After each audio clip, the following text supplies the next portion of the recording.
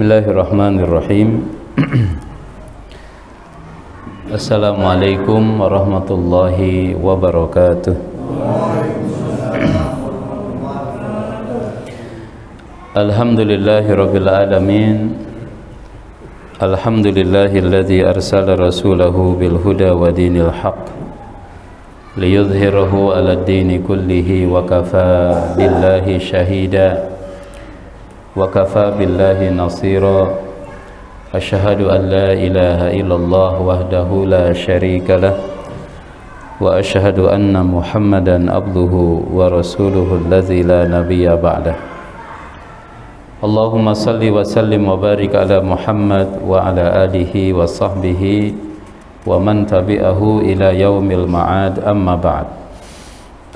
Jamaah sekalian yang dirahmati Allah Subhanahu wa taala, alhamdulillah, puji syukur kita panjatkan kehadirat Allah Subhanahu wa taala. Salawat dan salam semoga senantiasa tercurah dan terlimpah kepada baginda mulia Rasulullah Muhammad sallallahu alaihi wasallam. Jamaah sekalian dirahmati Allah Subhanahu wa taala, untuk kajian sirah ya saya mengambil kitab As-Sirah An-Nabawiyah yang ditulis oleh Dr. Yahya Mahmud Salman. As-Sirah An-Nabawiyah tulisan Dr. Yahya Mahmud Salman. Buku ini ya jamaah sekalian diterbitkan di Al-Bayan Corporation di Malaysia. Jadi ini hasil kajian ringkasan ya yang ditulis oleh pengarang Dr. Yahya Mahmud Salman di Akademi Islamic Studies di Universitas Malaya di Malaysia bekerjasama dengan Yayasan Al-Bayan. Maka lahirlah buku ini, jamaah sekalian. Saya baca dan ini juga dijadikan sebagai referensi di kampus. Bahasannya cukup lengkap tetapi singkat gitu ya. Jadi kita punya pemahaman yang bagus, yang jelas berkenaan dengan sirah Rasulullah Sallallahu Alaihi Wasallam. Jadi insyaallah kajian kita ngadres atau talaki kitab sirah ya, dari awal terus kita jamaah sekalian pelajari. Mudah-mudahan insyaallah nanti bisa ada manfaat. Baik, yang pertama beliau menyampaikan tentang mafhum as-sirah an-nabawiyah. Kebetulan momentumnya momentum Maulid Nabi ya. Jadi kita pas sekali. Sedikit kemarin mengikuti juga update dari beberapa guru kita. Di antaranya apa yang melatar belakangi adanya perayaan Maulid. Kalau ditarik ke belakang sejarahnya, ketika umat Islam sudah jauh dari figur-figur contoh-contoh di kalangan umat, sudah tidak ada lagi yang bisa difigurkan, bisa dicontohkan pada zaman itu ya jamaah sekalian. Siapa nih sosok yang layak untuk membangkitkan semangat ibadah, semangat amal soleh, kemudian juga semangat berjihad. Maka di situ tuh mulai diperkenalkan tentang memperingati lahirnya Rasulullah Sallallahu Alaihi Wasallam. Ya, ada semangat atau ada spirit itu, dan spirit itu sangat luar biasa sekali. Nah, kemarin juga saya membaca satu tulisan, mengkaji sirah ini penting. Meskipun berulang-ulang kita baca ya, kita kaji. Karena Rasulullah Shallallahu Alaihi Wasallam dijadikan oleh Allah sebagai uswah qudwah dalam berbagai sisi kehidupan kita. Mungkin hari ini jamaah sekalian, kalau kita ngikutin siapa contohnya, siapa teladannya, atau siapa idolanya si fulan, belakangan si fulan misalkan punya kasus asusila, kan jadi kecewa tuh. Siapa lagi? Si fulan. Si fulan kelihatannya baik, ternyata korupsi juga gitu misalnya. Ya, kalau mencontoh kepada selain Nabi itu siap-siap kecewa. Tapi Allah menjadikan Nabi sebagai contoh yang tidak ada cacatnya, yang tidak ada celaknya. Itulah yang disebut dengan namanya uswah, qudwah gitu. Dan yang dilakukan oleh Nabi itu kejadian-kejadian atau perbuatan-perbuatan yang dilakukan oleh manusia biasa seperti kita. Nabi makan enggak? Makan. Ya. Jadi kalau kita nyontoh makannya Nabi, ya Nabi makan. Nabi makan, Nabi minum, Nabi tidur. Kemudian Nabi ke toilet. Nabi juga belanja di pasar. Nabi seorang suami, pernah didemo juga sama istri-istrinya. Itu rumah tangga tuh biasa gitu. Dan itu ada pada Rasulullah SAW. Bahkan Nabi juga dalam sejarah nanti pernah juga mendapatkan ujian dalam keluarga yang sangat berat. Ya, istrinya diisukan melakukan perbuatan yang serong. Itu mengganggu pikiran banget. Nah, itu juga ada. Nah, bagaimana menghadapi situasi seperti itu? Nabi kalau sering lapar ada. Jadi apapun, baik senang, susah, bahagia, ya, sengsara, bahagia, sedih, itu Rasulullah SAW mengalami semuanya. Maka wajar kalau Nabi disebut laqad kana lakum fi Rasulillah uswatun hasanah. Udah, jadikan Nabi sebagai contoh. Nah, kira-kira begitu. Allah menjadikan Rasulullah SAW sebagai contoh bagi kita. Apa definisi sirah? Sirah itu jamaah sekalian majmu'atul akhbar allati turwa an hayatin Nabi sallallahu alaihi wasallam. Kumpulan informasi, berita yang diriwayatkan, yang meriwayatkan tentang kehidupan Nabi sallallahu alaihi wasallam. Sirah itu informasi, ya, riwayat-riwayat yang menceritakan tentang kehidupan Nabi sallallahu alaihi wasallam mundu wiladatihi, dari mulai lahir, wa hatta wafatihi, sampai wafatnya Nabi sallallahu alaihi wasallam.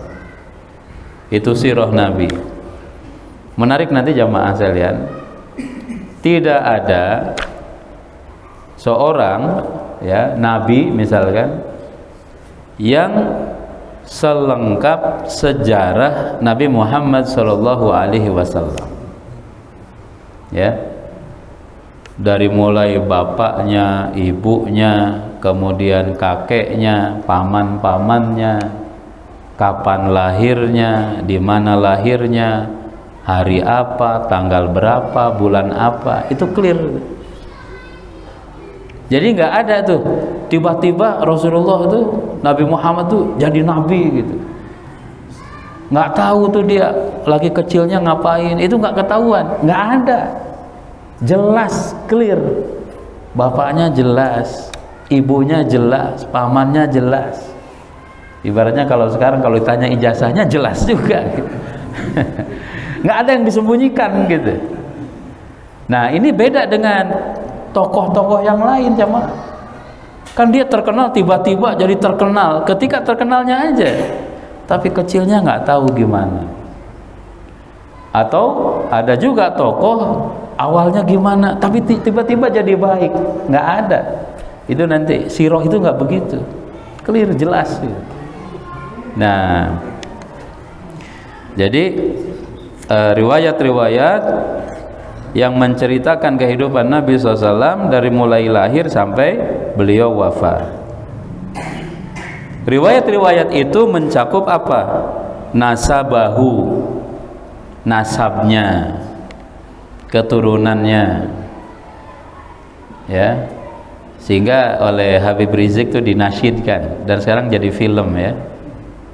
Abdullah nama ayahnya, Aminah ibundanya, Abdul Muthalib kakeknya, Abu Thalib pamannya, Khadijah, nah ini istrinya kan, istri setia, Fatimah putri tercinta, semua bernasab mulia, dari Quraisy ternama. Nah itu ya, jelas tuh, jelas semuanya itu nasab tuh. Bahkan sampai, wah itu kalau di sirah itu dijelasin kakeknya siapa, uyutnya siapa, terus sampai kepada Nabi Ibrahim alaihissalam, Nabi Ismail, Nabi Ibrahim, terus sampai Nabi Adam tuh ada, clear, jelas nasabnya tuh jelas. Nah kemudian yang kedua, wa wiladatahu, kelahirannya kan jelas juga. Hari apa? Senin, tanggal 12 bulan Rabiul Awal, tahun gajah, ya kan? Tahunnya aja ketahuan. Coba sebutkan misalkan kapan Pak Soekarno lahir. Mungkin nggak semua. Kita nanya dulu Pak Google deh. Nanya dulu Google baru tahu. Rasul itu otomatis deh, clear. Kapan Nabi Isa lahir? Di Quran diceritakan, kapannya nggak jelas gitu ya. Maksudnya kita nggak sampai sedetail itu. Nabi Nuh, Nabi Musa tuh pasti ada hari lahirnya kan. Orang hidup nggak mungkin keluar dari batu, tiba-tiba keluar dari batu jadi fulan, nggak mungkin. Pasti ada ayahnya, pasti ada ibunya. Tapi Nabi itu clear, jelas sampai sekarang. Wa nash'atahu, ya, tumbuh kembang nasy'ah itu. Kecilnya tuh sama siapa, disusui sama siapa. Ada berapa yang nyusui Nabi jamaah sekalian? Berapa perempuan yang nyusui Nabi? Hah? Nah ini nggak kenal berarti nih. Ada 3 wanita yang nyusui Nabi SAW. Ya, siapa 3 wanita itu? Pertama, ya pasti ibunya lah ya, ibunya. Kemudian yang kedua namanya Nusaibah, ya, Nusaibah al-Aslamiyah. Ini budaknya Abu Lahab. Kemudian yang ketiga Halimah As-Sa'diyah. Nah lamanya sama Halimah As-Sa'diyah. 3 wanita yang menyusui Nabi Shallallahu Alaihi Wasallam. Ya, kemudian istri Nabi dan lain sebagainya itu dijelaskan. Nasy'ah. Wa bi'satahu, kemudian juga nanti diterangkan bi'sah, diutus jadi nabi. Usia berapa? 40 tahun. Ya, 40 tahun Rasul diangkat menjadi nabi dan rasul. Di mana pertama kali nerima wahyu? Di Gua Hira, Jabal Nur, Gua Hira. Surat apa yang pertama kali turun kepada Nabi? Al-Alaq. Berapa ayat? 5 ayat. Iqra bismi rabbikal ladzi khalaq, khalaqal insana min 'alaq, iqra wa rabbukal akram, alladzi 'allama bil qalam, 'allamal insana ma lam ya'lam. Turun tuh surat Al-Alaq. Surat yang kedua turun surat apa? Surat Al-Qalam. Surat ketiga yang turun surat apa? Al-Muzammil. Terus Al-Muddatsir. Nah itu diterangkan tuh jamaah sekalian. Nah surat terakhir turun surat apa? Al-Maidah. Semuanya ayat 3. Gimana ayatnya Pak? Nah itu dipotong tengah ya, al-yauma. Tapi kalau surat penuh, surat terakhir yang penuh, yang turun secara penuh surat apa? Pendek suratnya. Iza jaa nasrullahi wal fath. Itu surat terakhir yang turun kepada Nabi secara penuh. Ya, ayat terakhir ada 2 pendapat.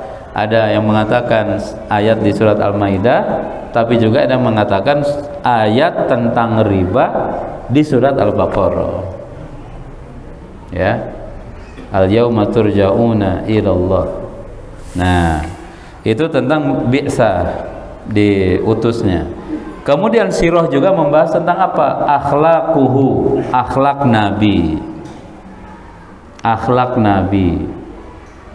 Etika, adab Nabi. Itu jelas ya. Quran surat Al-Qalam mengatakan wa innaka la ala khuluqin azim. Sungguh engkau Nabi Muhammad benar-benar memiliki akhlak yang sangat agung, sangat mulia.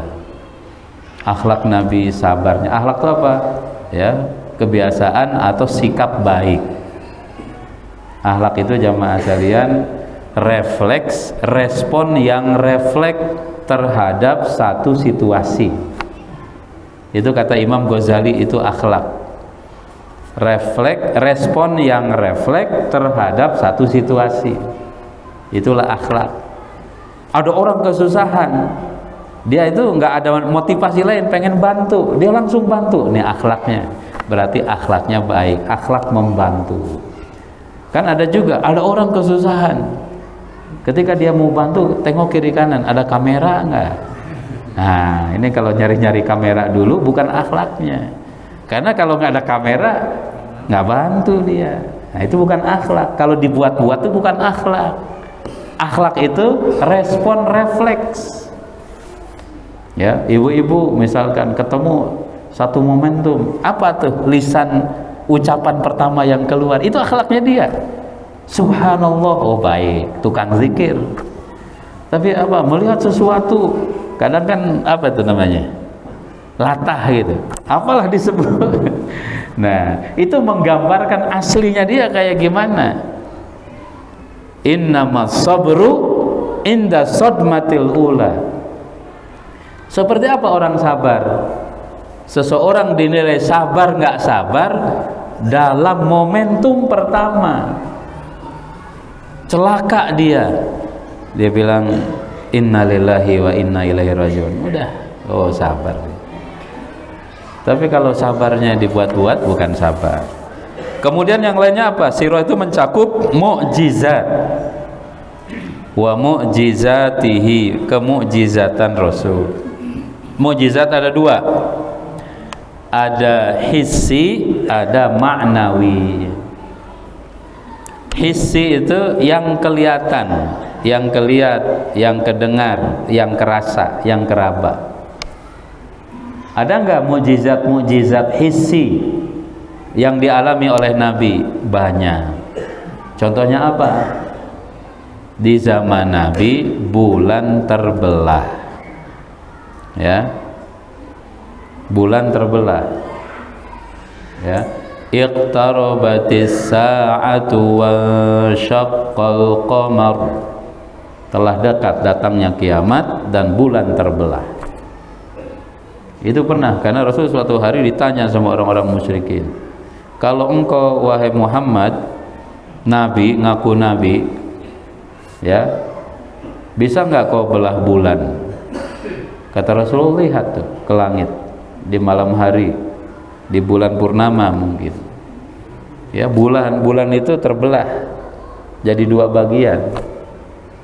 Nanti ada yang menyaksikan saya ada di satu tempat di malam itu, betul memang bulan itu terbelah.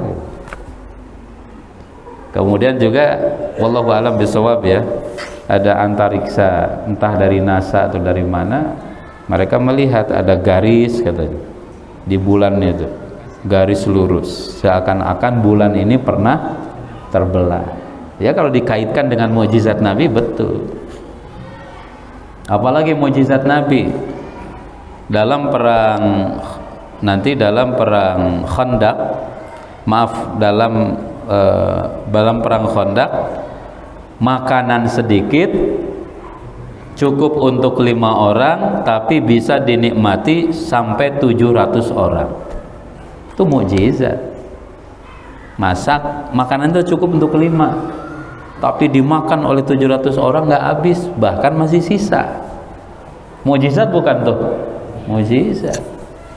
Ya, Nggak bisa ditiru sama kita hari ini, nggak bisa. Mujizat itu nggak bisa ditiru, nggak bisa di copy paste, dan nggak bisa diundang.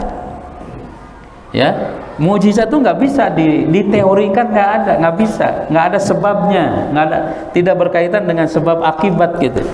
Kalau mujizat, karena dia pemberian Allah. Air sedikit, Rasul itu pernah dalam riwayat memasukkan jari-jari ke ember, kemudian airnya memancar dari sela-sela jari Nabi, sehingga sahabat yang banyak, ratusan sahabat bisa wudhu. Kayak model apa namanya ya, keran itu. Ini nggak ada doanya jamaah sekalian, dan nggak bisa diteorikan. Ini khusus untuk Nabi. Itu mukjizat yang hissi. Ada lagi mukjizat yang lainnya apa yang terjadi kepada Nabi? Rasul manggil pohon, pohonnya tuh datang nyamperin Nabi. Rasul memanggil batu, batu datang, batu bisa merengek, bersuara, nangis. Itu ada riwayatnya kan? Itu hissi. Tapi mukjizat terbesar Nabi apa? Mukjizat maknawi. Apa dia? Al-Qur'an, ya, Al-Qur'anul Karim. Ini mukjizat abadi. Kemudian juga sirah mencakup bahasanya apa? Wa maradahu, sakitnya Nabi. Nabi jarang sakit ya, karena pola hidupnya bagus. Tapi Nabi sakit ketika menjelang wafat. Apa sakit Nabi? Demam tinggi, sudah sakit kepala, humma, demam. Sampai Rasul mengikat kepalanya dengan tali atau dengan kain supaya sakit kepalanya tidak terlalu terasa gitu. Ya, itu sakitnya Nabi. Kemudian apa? Wa wafatihi, dan wafatnya Nabi. Jelas di mana wafatnya, kapan wafatnya, bagaimana proses wafatnya. Itu ada riwayat-riwayat yang menjelaskan tentang itu. Itulah kajian sirah nabawiyah jamaah sekalian. Jamaah sekalian, kemudian urgensi. Apa sih pentingnya belajar sirah Nabi? Itu ada 6 poin. Ya, kenapa kita belajar sirah? Yang pertama, fahmu syahsiyatir Rasul min khilali hayatihi wa dhurufihi allati 'asha fiha. Memahami kepribadian Nabi sallallahu alaihi wasallam dalam berbagai kondisi, berbagai situasi di mana Rasulullah hidup. Ya, jamaah sekalian, kalau ditanya ya, Rasul selama hidup banyakan senangnya atau banyakan susahnya? Ya, Rasul pernah jalan-jalan enggak? Pernah healing enggak Rasulullah? Pernah. Tapi Rasulullah tuh jalan-jalannya itu sambil berjihad. Ya, sambil berjihad. Itu jalan-jalannya Nabi. Kemudian dalam riwayat juga Rasulullah itu jamaah sekalian, kalau dalam sepekan 3 hari dapurnya nggak ngebul, nggak masak 3 hari gitu. Padahal Rasulullah itu kalau mau minta apapun pasti dikasih sama Allah. Ya, minta apapun dikasih karena Rasulullah memegang kunci dunia. Hadisnya bilang begitu, utitu mafatihad dunya wal khulda fiha. Aku dikasih oleh Allah kunci dunia, mau apa gitu. Cuman Rasulullah tidak ambil itu dunia, karena wal akhiratu khairun wa abqa. Akhirat itu lebih baik dan lebih kekal. Tapi kita kayaknya yang nyontoh Nabi kok kayaknya dunia aja yang nomor 1 jemaah sekalian. Ya, akhirat itu sisa-sisa. Kecuali ini jamaah Al-Furqan insyaallah. Ya, aman Al-Furqan mah aman. Rasul itu pernah ya, Rasul ada sahabat Abu Hurairah. Abu Hurairah dengan beberapa sahabat tidurnya itu di emper masjid gitu, kayak di emper gitu. Namanya Ashabus Suffah. Ashabu As-Suffah. Nyantri lah sama Nabi. Suatu hari itu lapar banget sampai mereka pada tengkurap. Di Masjid Nabawi itu tengkurap. Kenapa tengkurap? Supaya nahan lapar. Sakitnya lapar. Kemudian kata Nabi SAW, saya juga lapar, kata Nabi. Ya. Kemudian ambil tuh susu, ada susu jamaah sekalian. Mungkin di sini ada 5 orang, 6 orang. Kemudian Rasul nyuruh kepada Abu Bakar, kasih minum si fulan. 1 gelas, pakai gelas yang sama, diedarin gitu. Minum 2-3 teguk gitu ya. Abu Hurairah, kemudian terakhir Rasulullah Shallallahu Alaihi Wasallam. Subhanallah, pernah nggak minum 1 gelas bareng-bareng? Ini bekas siapa nih? Nah itu kalau mukmin mah bersih, ya, nggak usah takut. Al mukminu, ya, su'rul mukmin tohir, ludahnya orang beriman itu suci. Ya, insya Allah jamaah sekalian. Apalagi itu sama istri, sama anak gitu. Nah itu minum bareng tuh Rasulullah SAW, karena waktu itu sangat lapar, nggak ada makan. Ada juga riwayat 1 malam, ya, datang Abu Bakar ke masjid. Rasulullah datang ke masjid, tiba-tiba datang Abu Bakar ke masjid juga. Rasul nanya sama Abu Bakar, kamu ngapain kesini? Gitu. Kata Abu Bakar, lapar ya Rasul. Oh, setelah itu datang Umar. Kata Nabi, Umar, kenapa kalian kesini? Umar, kenapa kamu kesini? Kata Umar, ya, lapar. Ini mereka bertiga kelaparan tuh, Rasul, Abu Bakar, Umar. Cuman larinya tuh ke masjid tuh. Nah kata Rasulullah setelah itu, ayo kita pergi ke rumah si fulan. Ya, pergi ke rumah si fulan. Bertamu tuh Rasulullah ke rumah orang itu. Ini yang ketamuan oleh Rasulullah, senang sekali. Kemudian ketika nyampe rumah, ternyata suaminya nggak ada di rumah. Kata istrinya, silahkan masuk. Disuruh masuk sama istrinya jamaah sekalian. Kemudian dihidangkan minuman. Suaminya datang, kemudian diambilkan 1 tandan kurma.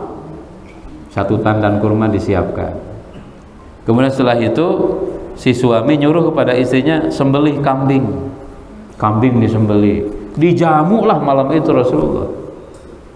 Artinya yang kita ambil hikmahnya, pertama, Nabi, para sahabat itu nggak selamanya makanan ready di rumah, apalagi sampai kebuang-buang gitu jamaah sekalian. Bahkan mereka sering laparnya. Nah, ini kan pemimpin baik nih, pemimpin yang hebat. Ketika bilang kepada rakyat sabar, ya pemimpinnya juga karena memang pernah nggak punya makanan gitu. Kemudian yang kedua, ini hebatnya ada sahabat Ansor, kalau jamu tamu itu luar biasa. Kalau belum nyembelih kambing itu belum suruh pulang gitu. Ya. Nah gitu nih, kalau ketamuan itu kambing minimal sop kambing jamaah, sop kambing, ya, sate. Nah kita memahami kepribadian Rasulullah SAW. Yang kedua apa? Annaha tuqaddim baina yadayil insan surah lil masalil a'la ala kulli sya'nin min syu'unil hayatil fadilah. Rasul itu menjadi contoh teladan terbaik dalam segala aspek kehidupan. Ketika jadi suami, ya, ketika jadi kepala rumah tangga, ketika Rasulullah sebagai sahabat. Ini pokoknya contoh terbaik ada pada diri Rasulullah Shallallahu Alaihi Wasallam. Rasul itu orang yang, ini misalkan di antara teladannya apa jamaah sekalian? Rasul itu orang yang tahu balas budi, ya, yang tahu terima kasih, tahu balas budi, bahkan kepada musuh sekalipun. Itu ada cerita di Mekah itu ada orang namanya Hatim bin Adi, ya, kalau nggak salah Hatim bin Adi. Hatim bin Adi ini orang musyrik. Ketika Nabi pulang dari Taif kembali lagi ke Mekah, orang Mekah itu punya aturan, orang Mekah yang sudah keluar dari kota tidak boleh masuk lagi ke kota Mekah kecuali dapat jaminan dari penduduk Mekah yang bukan keluarga atau bukan koalisinya. Keluarga nggak bisa jamin kepada keluarganya. Yang menjamin pada hari itu jamaah sekalian adalah seorang sahabat, Al-Mut'im bin Adi, maaf bukan Hatim, Al-Mut'im bin Adi. Al-Mut'im bin Adi ini tokoh musyrik, ya, dan dia punya 10 orang anak, semuanya laki-laki. Ketika itu dia suruh anak-anaknya pakai baju perang, bawa tombak, bawa pedang, bawa panah, menandakan dia siap berkonfrontasi dengan yang akan mengganggu Nabi ketika masuk kota Mekah. Saya yang jamin gitu, saya yang memberikan jaminan Muhammad balik lagi ke Mekah ini. Kemudian masuk ke Mekah, dijamin oleh Al-Mut'im bin Adi, keliling di Ka'bah, kemudian Rasul pulang lagi ke rumah. Itu Rasul sebelum hijrah, ketika masa susah-susahnya di Madinah, di Mekah. Ceritanya sudah selesai lah, Rasul hijrah, kemudian Rasul perang tuh yang pertama, perang Badar. Ada 70 orang musyrikin yang ditahan oleh Nabi. Kemudian Nabi bilang, laukana mut'imu hayyan, andai itu Mut'im bin Adi itu masih hidup, andai Mut'im bin Adi masih hidup, yang memberikan bantuan kepada Nabi ketika balik lagi ke Mekah, aku akan lepaskan seluruh tawanan ini sebagai bentuk balas budi atas kebaikan Mut'im bin Adi yang dulu nolong aku. Artinya apa? Rasulullah tahu balas budi, setia kawan, balas budi, tidak khianat meskipun kepada musuh. Kalau sekarang nih jamaah sekalian agak ngeri-ngeri nih. Ya, biasanya kalau lagi musim pemilu temenan, ya, bubaran, atau sekarang nih kayak musuh gitu. Bentar lagi nih 2008, itu udah beda tuh situasi nih, bener gak? Nah, iya kan? Atau dalam hal yang lain nih, tapi Rasul enggak. Rasulullah SAW itu, ya, orang baik itu dibalas oleh Nabi. Orang baik kepada beliau, Rasul tahu balas budi. Termasuk Rasulullah, kenapa sangat cinta kepada istrinya Khadijah, sampai cintanya kepada Khadijah ini menimbulkan kecemburuan istrinya yang lain.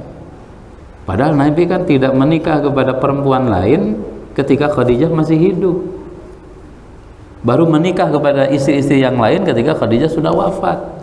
Tapi ketika Khadijah sudah wafat sekalipun, nikah dengan wanita-wanita lain, Rasul itu masih terus mengingat kebaikan Siti Khadijah. Sehingga Rasul kalau masak, kata Rasulullah, antarkan ini kepada keluarga Khadijah.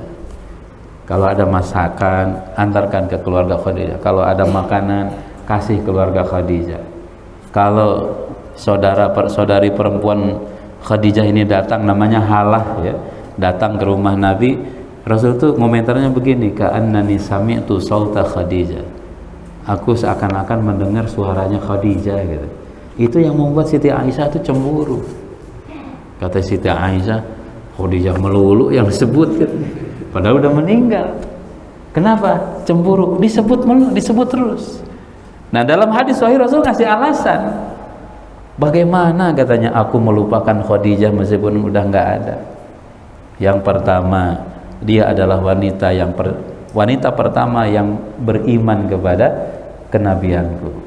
Yang kedua, dia mengorbankan seluruh hartanya untuk membela risalahku. Yang ketiga, dari semua istri yang ada, hanya Khadijah yang memberi anak. Ditambah dengan Maria Al-Qibtiyah, Fatimah dari Khadijah, kemudian Ruqayyah dari Khadijah, ya, kemudian Abdullah dari Khadijah, kecuali Ibrahim. 7 anak Nabi, ya, 6-nya itu dari Khadijah, 1-nya itu dari Maria Al-Qibtiyah. Kata Rasul, gimana aku ngelupain dia, katanya. Ini udah Isya belum? Ya. Udah, Masya Allah. Ini baru, nggak apa-apa ya, pelan-pelan aja jamaah saya. Baru 2 nih dari 6, Insya Allah nanti. Udah cukup nih? Cukup dulu ya. Baik, insya Allah kita ini kalau ada kitabnya jamaah lebih enak nih supaya nggak jiping, nyatet nanti catat. Oh ini Arab lagi, jadi kita benar-benar ngaji kitab ini supaya ini bisa dikopi nanti bagiin ke jamaah. Ustaz tadi bahasan sampai mana? Ingat bareng gitu ya, supaya mudah-mudahan bisa jadi ilmu yang manfaat bagi kita sekalian. Subhanakallahumma rabbana wa bihamdika asyhadu an la ilaha illa anta astaghfiruka wa atubu ilaik. Wal asri innal insana lafi khusr illa alladzina amanu wa amilus solihat wa tawasaw bil haqq wa tawasaw bis sabr. Wassalamualaikum warahmatullahi wabarakatuh.